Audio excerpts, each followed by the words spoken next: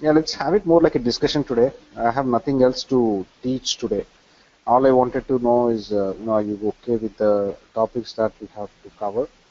And the other thing that I wanted to cover today is on the interview questions. Right, so that's the only two things which I have for today.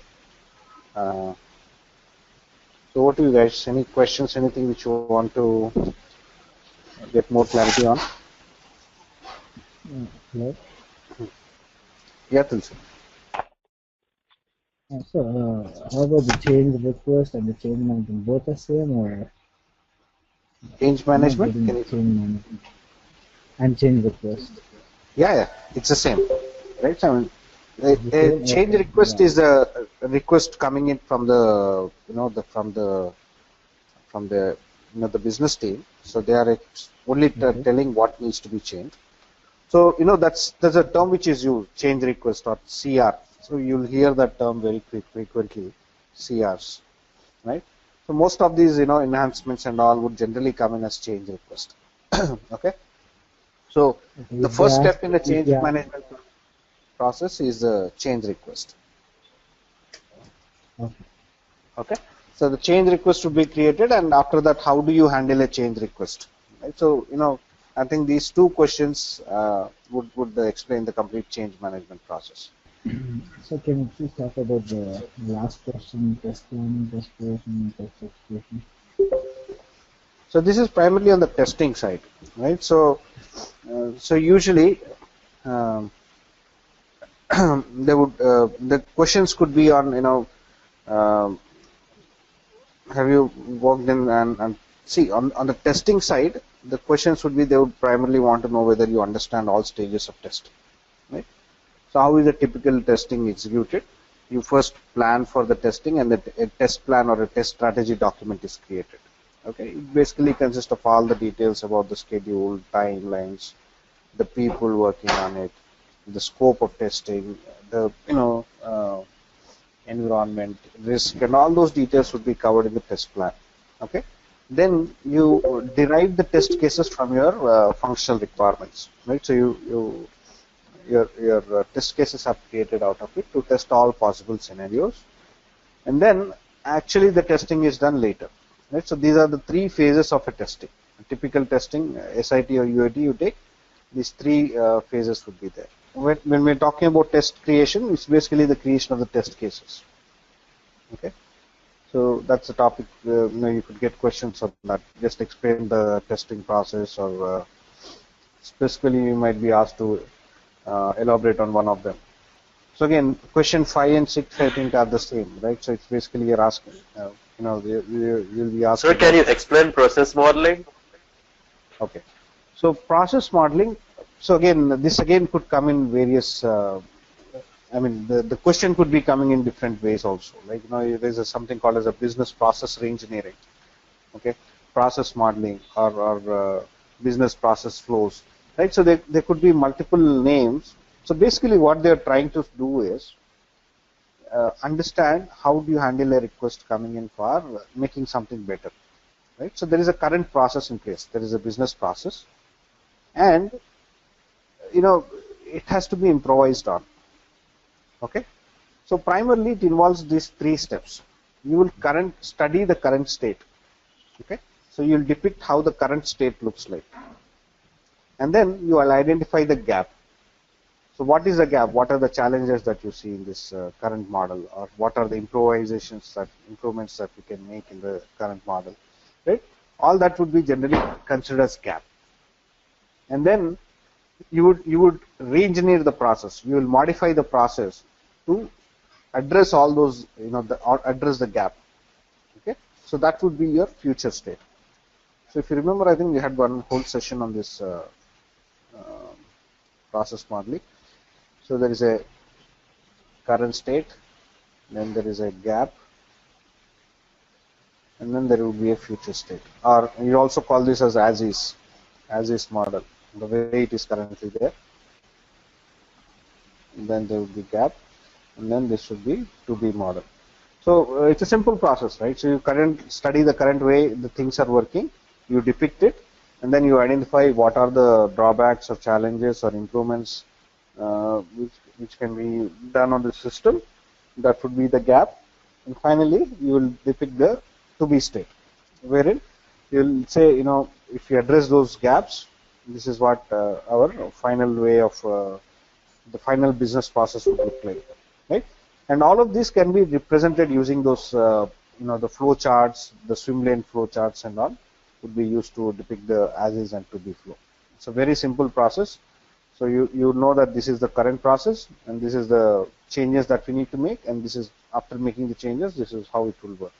Yes. So I know what gap analysis is, but what would be like a good way to answer a question if somebody asks if you have done any gap analysis, and what would be like a good way to answer that?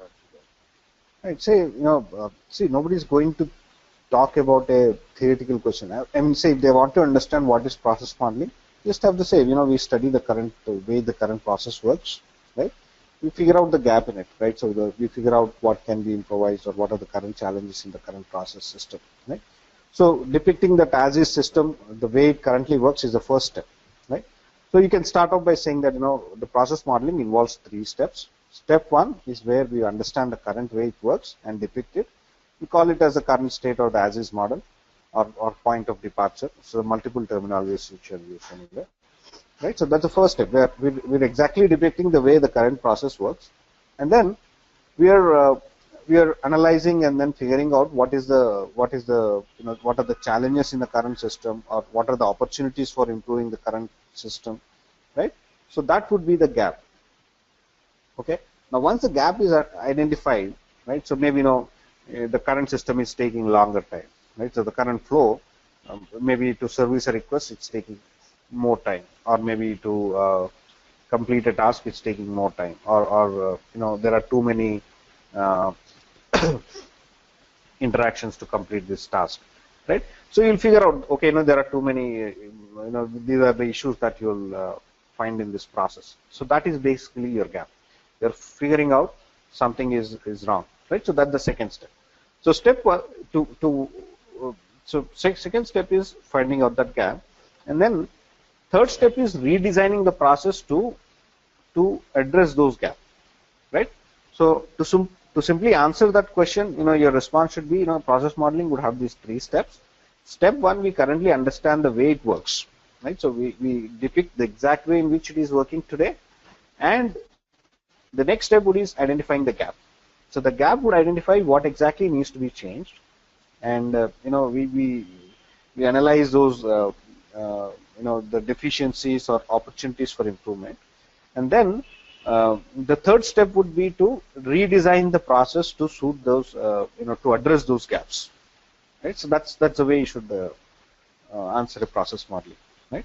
But like I said again, a lot of them would be linked to your resumes. So maybe you'll say, how did you do about this, or a generic question could be like, have you worked on any process modeling projects? Right? So then you have to take some example and then explain, right? So you're doing this thing and then we found this gap, right? So the future state that was addressing these issues, or the future state was like 20% faster, or 20% less effort, right? So you need to quantify that to make that impact, right? Okay. So most of your change request also would be in this process modeling state, right? So you'll understand how the current state is working, what is the requirement change, and how would you depict it in the future state, right? So you'll do that, right? So the use case frameworks are mostly used for a new project where you want to show it from functional viewpoint of what exactly is the system doing and who are the people using it, right? But again, like I said, the projects could be one of these 2-3 types, right? So one is where a brand new development is happening. One is a process reengineering which is happening, or process modeling which is happening. And third type would be the enhancements or the change requests which come in, right? So broadly, the projects could be classified into these 3 main categories, right? So depending on the project type, you would take up that approach. So why don't we start the questions? So what is a change request? I have a question about non-functional requirement. How do you say that non-functional? So non-functional requirement, like I said, it's not a core responsibility of the business team, of a business analyst. Okay. Now I covered that section because broadly we should have an understanding of what non-functional requirements would be. Okay. So let me give you a little more overview onto that. So in case even if you're asked about non-functional requirements, what should your response be? Right. So now broadly, whenever we say requirements, our first thought goes into like what is it that the system should do, right? So that part is basically the functionality. So what all functionality can you do, right? But we assume that the system implicitly caters to some requirements which are not related to any functionality, but generally we assume that, which are not explicitly called out, right? So that causes a lot of confusion. So because the expectations mismatch would be there. Like let's say you want a system which would register a customer and then takes an order. Right? It's a simple system. Now, if I deliver a system which does that registration process and then take an order, but it takes like half an hour or let's say 5 minutes to load a screen, right? Do you think it would be acceptable to the customer? Not really, right? No. So why? So while this is not a functional requirement, right? So if it's take 5 minutes, so what? It's still completing your job of registration and placing an order, right? So even though it's not a functionality that you're offering, the performance is one of the criteria for acceptance of the system, right? So all those conditions which would be checked before the customer accepts the system is generally captured as your requirement. So you would say that my system should respond within within 2 seconds on an average, and at the max it can take 5 seconds to pop up a screen, right? So that's what you can that would be your performance requirements, right? Similarly, you'll have security requirements, right? So some of the data needs to be encrypted, like all your passwords have to be encrypted. If anybody should not be able to log in and then check these passwords, right? Or the the security of the system, right? So if you're giving a mobile banking app, nobody should be able to hack that data from your system, right? So those are some security considerations you'll have to look at. So though it's not related to functionality, it is a requirement from the system, right? So you're expecting that the system would adhere to those specifications, right? So all your non-functionality. So if you have to answer that in an interview question, all the requirements the system has to adhere to, which are not related to the functionality, are your non-functional requirements. Example: the performance, security, availability, right? So you can talk about each one of them and then give a few examples, right? So it need not be a textbook definition kind of thing. Broadly, giving your understanding, right? But generally, like I said, that's the non-functional requirements are the responsibility of a technical architect. Now, I generally cover broadly, the other areas what we need to know. So that was the intention of covering that. Otherwise, the non-functional requirements would generally be not handled by a business analyst, right? So you should not be like, when you are asked what is non-functional, you should not be like, I don't even know that, right? So you should know that a technical architect would handle the non-functional requirements and ensure that he captures all those as part of the BRD. So QA testing is done by testers only, not by the BA.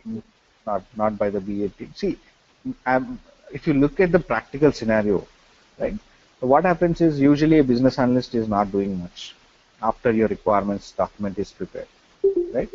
So they would, most of the project managers, what they would do is, rather than make him sit idle, let me, ask him to oversee this testing, test case creation, and then review the test cases and all. So that is what they would do, right? So sometimes they would ask whether do you know this or not. So while official role, like what specified by IIB and all, don't involve a business analyst into the testing role, but the industry sometimes does it, right? So similar to your like non-functional requirements, you need to be aware about testing as well, right? So broadly they will ask, do you know about testing? I said, yeah, it has these 3 phases: planning, test case creation, and execution. I I'm aware of the test case format, how to prepare the test cases and even execute them, right? From a functional point of view again. So we are not talking about the non-functional testing because that's a little complicated. Right? So you need to be aware of some testing tools and all that. Right? So this is purely manual testing what we are doing. What we talked about testing, functional testing. Let's spend some time answering these questions. So guys, Akhil, you want to start off with a change request and tell me about the change management process.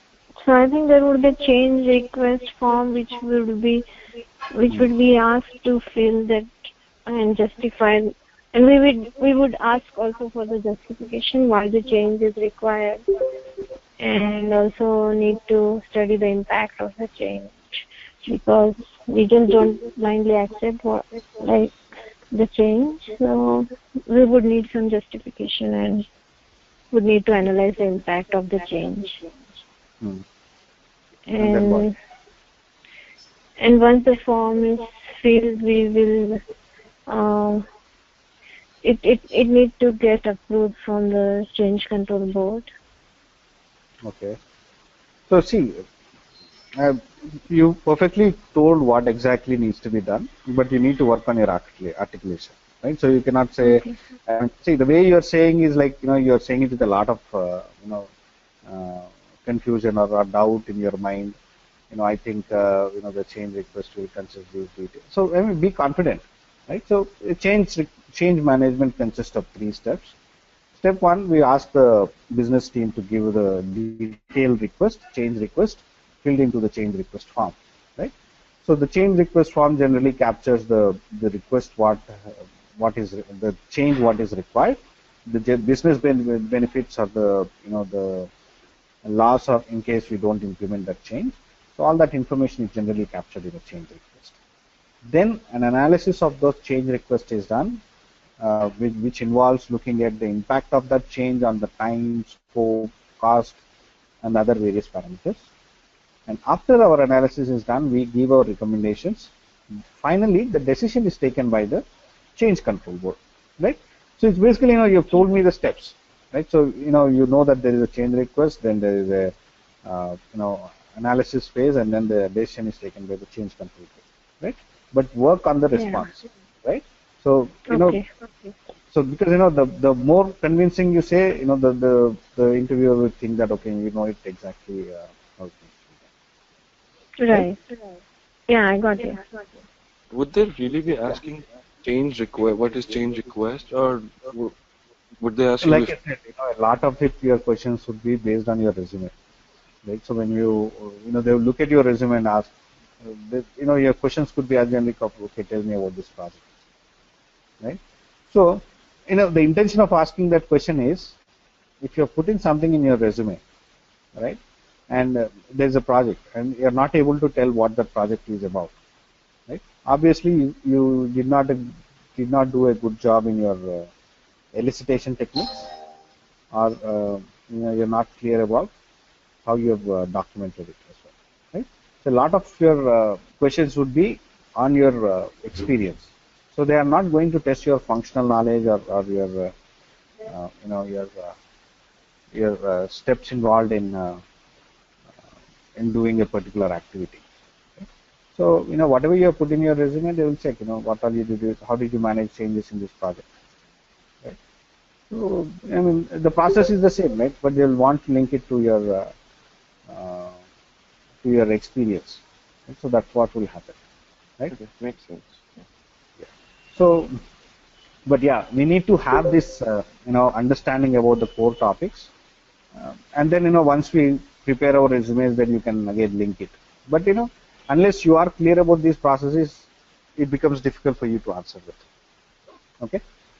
Another advice that I would give you is when you are preparing for your interviews, make sure that whatever projects you have put in your resume, you are very clear about them, right? So you should have clarity on what is the functionality that has been delivered. So spend some time on each one of them and then figure out what exactly is the system delivering.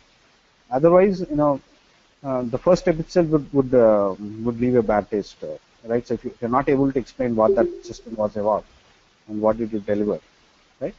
So obviously, being a business analyst, you have to, after the completion of the project, at least you should know what exactly it was doing, right? So you should be an expert in that functionality, right? So that is expected. So general questions could be like, explain about this functionality. What were you doing in that team? You have to say, that the system was about these, uh,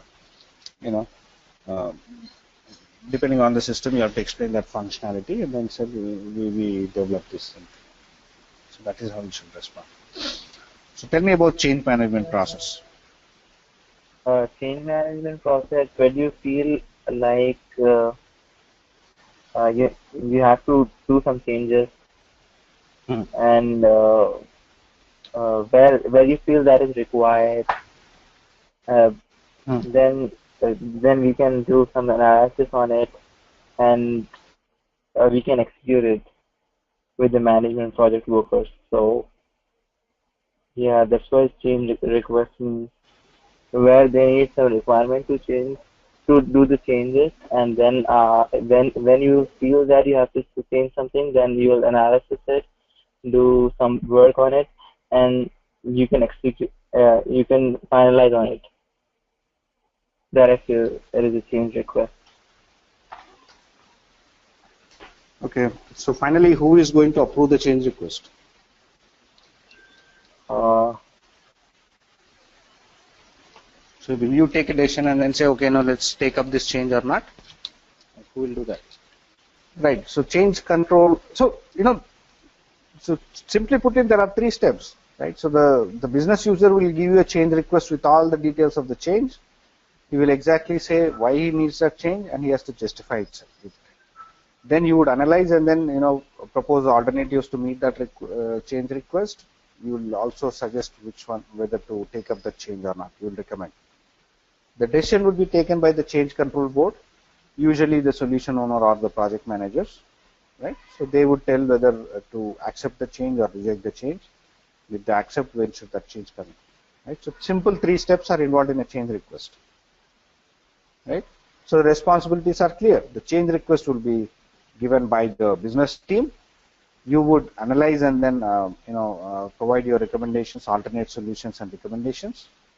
The change control board would take the decision, right? Okay, so change control board. Okay. Yeah. So because you are not taking a decision whether you should accept the change or not. Tell me about change management process. Change management process comes after a change request. Basically, a change request is the requirement of alteration, of addition or reduction of the of steps or methods or in the process or the request which the business person has given to you, and after that comes to change management, wherein a business analyst understand what's the change the client wants and analyze the change, explain that to the working team, look the scope of change, is that useful or it affects the process, and then it is decided that is that acceptable or not, and then if it is acceptable, then the change management team approves that and the change takes place. Okay. So maybe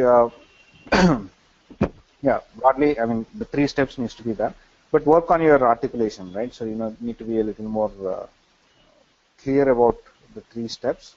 And clearly say what is it being done on that each of those steps and what's it, right? Mustafa, you want to answer that? Yes, sir. Change request is come from your business team if there should be any addition or subtraction in your process. Then as a business analyst, you will analyze it and you'll see what you have to do to go your process flow. Then you take this to your change request community, the board of change request, so they'll make the decision whether not to do these changes or not. Explain the process modeling steps, right? So how would you handle a process modeling kind of project? Process modeling is a gap analysis done in your process to check that your process is going in a right way? Why would you take up a process modeling project? I don't know. So okay, so typically you will take up a process modeling project to make something more efficient, right? So you have a process and there's a problem with it. So what do?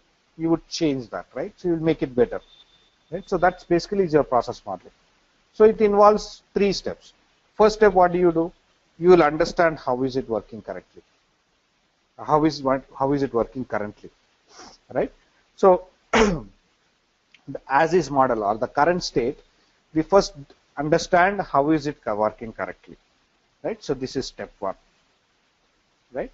Then what do? We find out what are the problems with this current process, right? So that is your gap, step 2. What is step 3? We will depict we would analyze and then make the changes to the process and then depict it on how the future state or the new process should look like, which is the to be process. Okay? So simple 3 steps. You are first understanding how is the current process, what is the gap in that, and then if you address the gap, how should the new process should look like. Right? So this is process modeling. Basically, process modeling or assess modeling is used for the betterment of the ongoing process, which involves 3 simple steps. As the first step is understanding the current state of the process, and with that look for the problems with that current process, which is our gap. Yes. And in third step, we try to come up with a solution for the gap or overcome the problems which are facing, and depict or show how the future state of this process look like. Wonderful. Yeah, the process modeling for me is just for monitoring the project, whether it is going properly or not. And the second step will be to check whether you are lacking in something, where we have to find the gap, and which will be our gap. And the third point will be to fulfill that gap and gap and to see the changes which has done properly or not. Okay, but yeah, you need to work on the articulation, right? So the way you are expressing it, right? So you understand the process, but you're not prepared for the interview. Process modeling is a process to actually figure out what the current state of the system is, and if you're lagging behind, and if there can be any improvement to the system, to figure out if there is a problem or a better solution to it. We do a gap analysis, trying to figure out what the better ways to do it is, and then figure out what the future state of the system would look like and see how it fits better in our entire system. Okay, great. So what is a use case? Use case would be basically, I don't know the word for it, but it's like a requirement where it's a feature of the system that pertains to different the end players of this. For example, if it's a bank ATM, your use case would either be withdrawal or changing the password would be one of the use cases, and we would look at use cases as one feature and try to address that particular feature, and then move forward. That is what it says. It's a feature basically offered by the system, which is of some particular use to the end user. Okay. Right? So it's an end user's view of how you are going to use the system, right? A desired behavior of the system, which is of particular use to the end user, right? So we are looking from an end user, the person who is actually using the system, or why he is going to use the system for, right? You'll pick up some piece of functionality or desired behavior, right? That would become a use case, right? What are the components of a use case? Wouldn't that be the end users?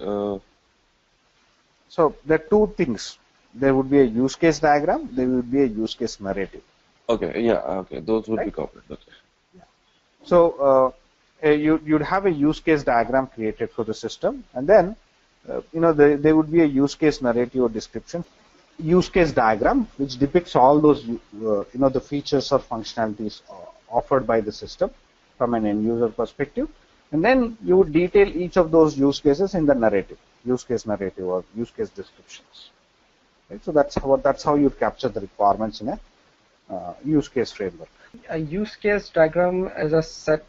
A use case is a set of diagrams wherein we see the whole process from the view of an end user, and that end user has a goal, and the process which is implied to obtain the or obtain the goal from the end user is the use case. Okay. Yeah. I mean, broadly you have that understanding, but you're using some wrong word. It's just one diagram would be there, right? So there won't be multiple diagrams. Okay. So there would be one diagram which will tell you about all the use cases, and then you'll also have to talk about the use case narrative, right? So which captures the details about each of those, how you are going to implement that functionality, right? So that's another thing. Yeah, but I think from an interview point of view, you need to prepare. I mean, broadly, your understanding I'm able to grasp, but it needs to be articulated well. Use case is a steps of diagram used in a software system, which will define which will make view for your end user to see how your process is going through. You need to prepare further, Mustafa. I mean, it's a lot confusing. So see, nothing but, think about it like this, right? So you have a system, right? So which is like a box. Now, there are people here who are using that, right? Why would this guy use the system for? Use it for this, right? So do it for this. Use it for this. Right? So this is what is a use case diagram. Simple. Why would somebody use it as use a system for? Right? So use case is nothing but a piece of desired behavior or functionality, which is of some use to the external end user. Right? So we are looking at from an end user perspective and then figuring out why is he using the system for? Right? What is the benefit he would get? Okay. So a use case framework consists of a use case diagram which represents this high level view, and then there is a use case narrative which captures the details about each of those use cases. Okay, so what all details do we cover in a use case narrative? The desired behavior and specify what behavior it is offering. Right, but what all desired behavior in sense, like tell me the steps that you cover in that. You basically have an objective, right? So the actors, the objective of the use case, the primary flow, alternate flows, the exception flows, the relationships. That's it, right? So that's basically is your use case narrative framework, right? So those are the details that you generally, the preconditions, the post conditions, right? So you should tell all that. Okay. So more preparation is required. I think you're clear about the topic, but you're not able to explain it now. So some of them you're good, like change request. I think most of you are explaining. The process modeling also you have an understanding. Use cases is something you need to prepare on. Then I think the earlier topics also we've covered about the JAT sessions, BRD, prototyping, and all. Broadly, I think yeah. So spend some time.